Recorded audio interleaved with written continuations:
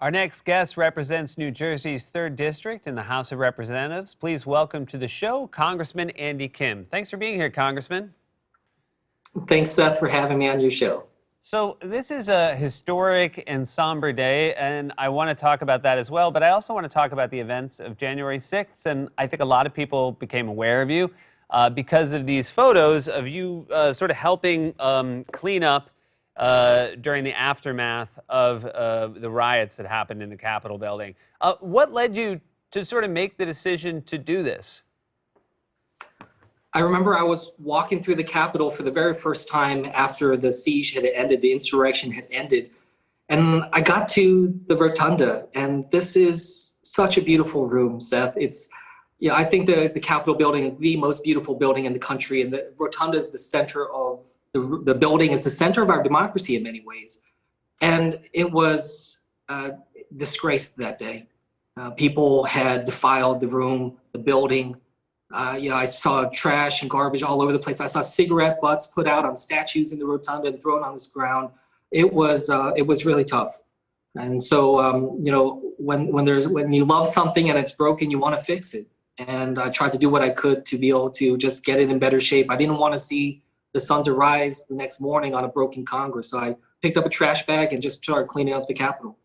When did you become aware of the fact that this had become sort of a viral phenomenon, these photos of you cleaning up?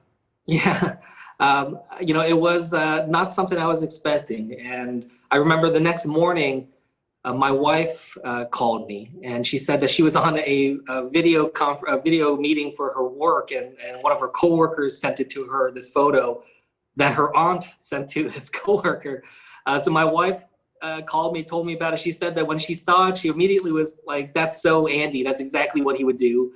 And then she said she's just started to cry because I think, it was a lot for her to process of what me and my colleagues and others went through and our country went through that day. And I think the picture has really it touched her heart. It touched a lot of people's hearts because I think it just represents that kind of that decency, that small act of kindness and that kind of service mindset that I think many people are yearning for right now. Did it ever strike you that not just you, obviously, but anyone who was cleaning up was cleaning up a crime scene and that to some degree moving evidence that could be used, as we know now, there are multiple investigations opened by the FBI? That was actually the first thought that went through my mind. And in fact, there were some officers there in the room. So I immediately went to them and I just said, do you need this stuff? Do you need anything here? And, they said no. They said, it's just here. It's going to be cleaned up. And so, I started cleaning it up. There were water bottles, personal clothing, but there was some stuff. I came across body armor. There was literally body armor there on the floor in the rotunda. And I went to them with this. I said, is this yours or is this someone else's? And they said, no, must have been someone in the insurrection. So we went through that. There was a serial number. We found out that this body armor was actually just purchased 2 weeks ago. This was not something you can just get over the counter. It's tactical grade and was just purchased 2 weeks ago. So someone purchased this for the express purposes of wearing it to January 6th to the Capitol building. That's really frightening when you think about it. Obviously, that day was terrifying. I'm wondering how frightening it is now to return to your workplace. And obviously, security has been beefed up since the day of the insurrection. National Guard has been called in. I believe this is a photo from either last night or a couple nights ago. This is you visiting the National Guard from New Jersey, your home state, and bringing them some coffee. Was the coffee appreciated? And how are they feeling about being brought into the nation's capital? Yeah, the coffee was appreciated. They set off a little bit of a debate of whether or not I should have brought Wawa coffee from Jersey, but it was appreciated. Look, what the Capitol looks like right now, it's a fortress right now. And I walked through the halls of the Capitol, and it was, I have to tell you, I've never seen anything like it, Seth. It was surreal is perhaps the only word I can use. I saw thousands of service members, uniformed, strewn out all throughout the hallways. I mean, we have right now United States soldiers and service members. We have guardsmen quartered in our Capitol. This is the first time since the Civil War since we've had anything like this. And, it just shows you just how unprecedented of a situation this is. I got briefed on the threats against the Capitol, and they're real. They're real and present threats against us. And I used to work in national security and counterterrorism. And the kind of briefing I got about the threats on the Capitol are more akin to the kind of briefing I got when I was in Afghanistan. So this is scary. And, we have an inauguration just in a couple of days. And I'm really worried about what's about to happen next. You talk about unprecedented. Obviously, we have now, for the first time in our history, a president who's been impeached twice. And again, there's so much going on. And one, I think, position that those on the other side of the aisle would say as a criticism is, how can you both impeach one president while also launching the Joe Biden presidency? Do you think it's possible for Congress to do both at the same time? We have to do both at the same time. And this is something that I've been very insistent about. We have to make sure we move forward. But it's also incredibly important that we don't minimize what happened on January 6th. What happened on January 6th was literally an attack from one branch of government against another.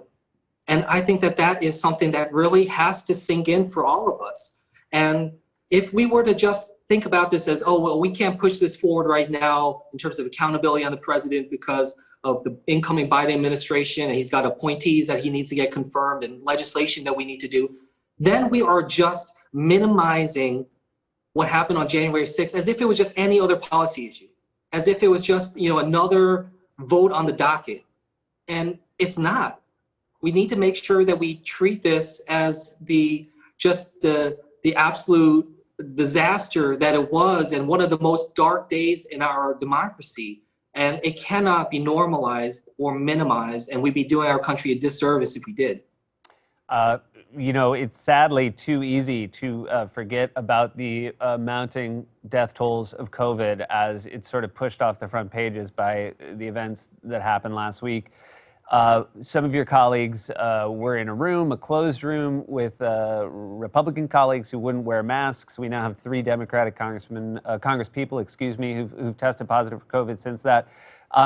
We have a lot of Republicans calling for unity today as their defense for why we shouldn't impeach the president. What's it like knowing that they won't even take basic safety precautions in a time like that? In a time where, look, I think Republican congresspeople had exactly as much to be scared of during that day, and yet in a closed room they wouldn't put masks on.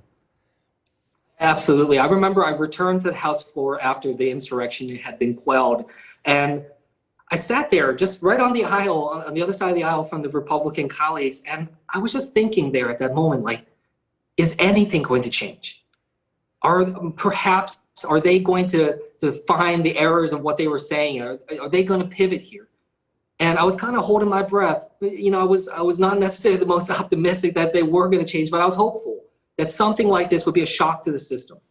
And I remember we opened back up in Congress, and it was the most raw and emotional moment in my government career, Seth, just that moment when we opened back up. And I remember the Republicans started speaking, some of my colleagues, and they just literally picked up the same piece of paper, the same speech that they were going to give just hours before, as if this had never happened.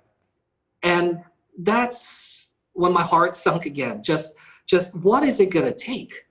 What is it going to take for us to move forward? And what you said about the coronavirus, we lost a colleague. We lost a young Republican member of Congress who died because of the coronavirus. We had a moment of silence for him on the House floor. And if my Republican colleagues truly believed what they said about him that day and honored him, they would do so by wearing a mask. Again, these are just connected. We're just seeing how they are not changing their ways after these massive changes and these massive shocks, and it is so disturbing. I think it's very easy for those of us who mostly see you and your colleagues on C-SPAN to forget that you also have families, you also have children. I know you have 2 young children, I think pretty close in age to mine. I can only imagine what it was like for them last week. Were they aware of what you went through? Have they heard about it since from other people? Yeah, thanks for asking about this. Yeah, I have a 3-year-old and a 5-year-old, 2 boys. They're real tornadoes. I got dents in my drywall because of the Matchbox cars thrown around. But it was really tough coming back to them. I remember on Friday, I was rushing home to be able to see them. And I had to, on I-95, pull over twice on the side of the road because I was just so overwhelmed by emotion. And I drove straight to go pick them up from their daycare. And my 5-year-old came out first, Austin. And he gave me a big hug and he said, Dada, are you okay? With this really concerned voice I hadn't heard him use before. And he said, did someone try to destroy your office? Is what he said. I looked over at my wife and was there and she shrugged her shoulders, said that she hadn't told him about it. So I don't know how he learned about it, but it was, I could tell, weighing on him. I remember he was with me when I learned about how Officer Sicknick died, and I started crying. That was the first time he ever saw me cry. So there's been a lot here, and I've honestly really struggled in terms of how I talk to them about this. I still haven't found the perfect words. I may never, but what I told them is that kind of idea of look for the helpers. What I learned from Mr. Rogers and what they're learning from Daniel the Tiger, and hopefully those are some comforting words as they were for me when I was a kid. I certainly hope so too. And I want to make something clear. If your kids ever don't clean up after themselves, I hope you show them this photo and let them know if you could do this, it's gonna they can guilt pick trip up their them. Matchbox cars. I think I'll just post it. I'll post it on the wall next to the dining table to make sure that they clean up after dinner. Thanks for making time for us today. I really appreciate it, and I do wish health and safety to everyone in Congress in these coming weeks. Thanks so much for your time. Thank you, Seth. Thank you.